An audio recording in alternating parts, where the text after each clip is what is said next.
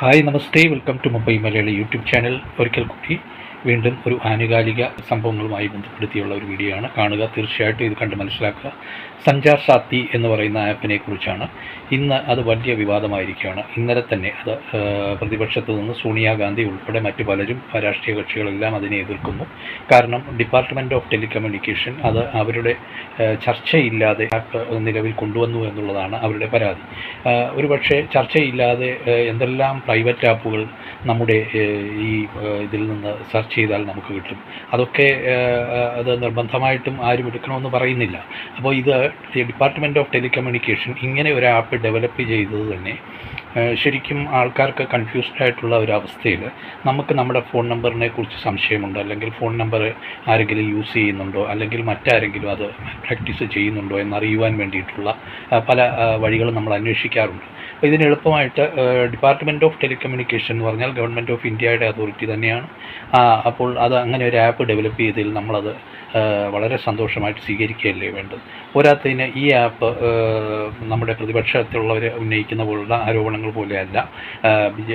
നമ്മുടെ ജ്യോതിരാദിത്യ സിന്ധ്യ അതിൻ്റെ വകുപ്പ് മന്ത്രി തന്നെ പറഞ്ഞു, ഉടനടി മറുപടി തന്നു, ഈ ആപ്പ് നിങ്ങൾക്ക് നിർബന്ധമായിട്ട് മാൻഡേറ്ററി ആയിട്ട് ഉപയോഗിക്കണം എന്നില്ല.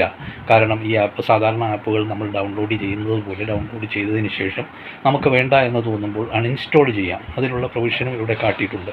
ഈ ആപ്പിൽ എങ്ങനെയാണ് പ്രവർത്തിക്കുന്നത്, എന്താണ് നടക്കുന്നത്, ഞാൻ ഒന്ന് ട്രൈ ചെയ്ത് നോക്കി. കാരണം ഇന്ന് തന്നെ എനിക്ക് അനാവശ്യമായിട്ടൊരു കോള് വന്നു. ആ കോള് തികച്ചും അനാവശ്യമായ കോളായിട്ട് എനിക്ക് തോന്നി. എനിക്ക് നിലവിൽ ഇങ്ങനെ ഒരു നമ്പർ ഉണ്ടോ എന്ന് ചോദിച്ചു. ഇന്ന അക്കത്തിൽ അവസാനിക്കുന്ന നമ്പർ ഉണ്ടോ, താങ്കളുടെ പേരിൻ്റെ അതല്ലേ എന്ന് ചോദിച്ചു ഇംഗ്ലീഷിൽ.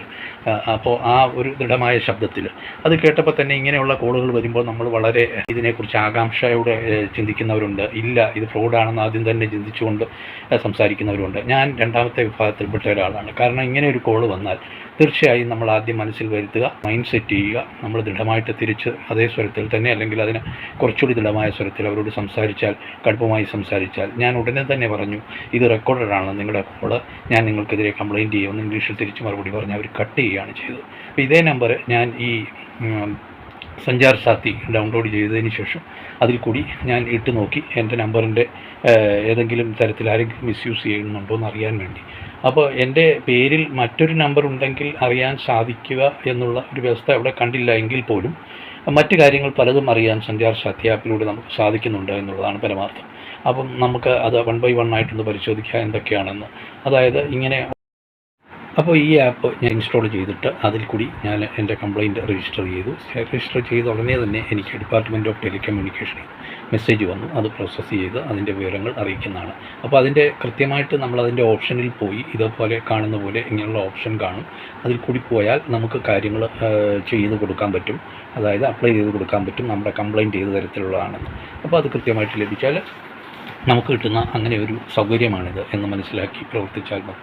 അപ്പോൾ എന്തായാലും ഞാൻ പറയുന്നത്, എത്രയോ മോശം ആപ്പുകൾ നമ്മുടെ മുന്നിലുണ്ട്. നമ്മൾ അതിനൊന്നും ഇടകൊടുക്കാതെ ഇങ്ങനെയുള്ള നല്ല ആപ്പുകൾ വരുമ്പോൾ സ്വാഗതം ചെയ്യുക തന്നെ ചെയ്യണം. അപ്പോൾ ഇനിയും വരട്ടെ അങ്ങനെയുള്ള നല്ല ആപ്പുകൾ ഡെവലപ്പ് ചെയ്യട്ടെ.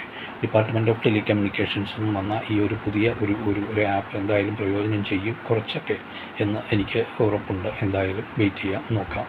ജയ് ഭാരത് മാതാ.